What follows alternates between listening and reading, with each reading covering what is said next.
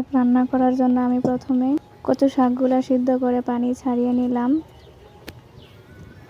এখন চুলার মধ্যে তেল দিয়ে পেঁয়াজ কুচি দিয়ে দিব। পেঁয়াজগুলা ভালো করে ভেজে তারপর যখন লাল হয়ে যাবে তখন একটু রসুন বাটা, আদা বাটা দিয়ে কিছুক্ষণ নেড়ে নিব। নাড়া হয়ে গেলে এখন সব মশলা দিয়ে দিব। যে গুঁড়া মশলাগুলো আছে এগুলো দিয়ে সাথে তেজপাতা দিয়ে দিলাম। এখন লবণ,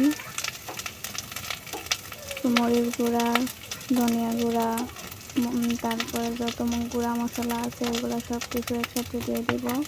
দিয়ে ভালো করে কিছুক্ষণ নেড়ে নিতে হবে। কষানো হয়ে গেলে ভালো করে তারপর শাকগুলো আস্তে আস্তে সবগুলো দিয়ে দিব। সবগুলো একসাথে দিয়ে দেওয়ার পর ভালোভাবে নেড়ে নিব।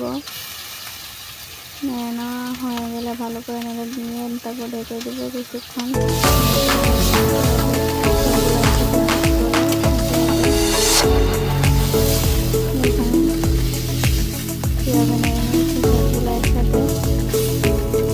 ভিডিওটা ভালো লাগলে সবাই সাবস্ক্রাইব করে দিবেন প্লিজ। এখন দেখুন কীভাবে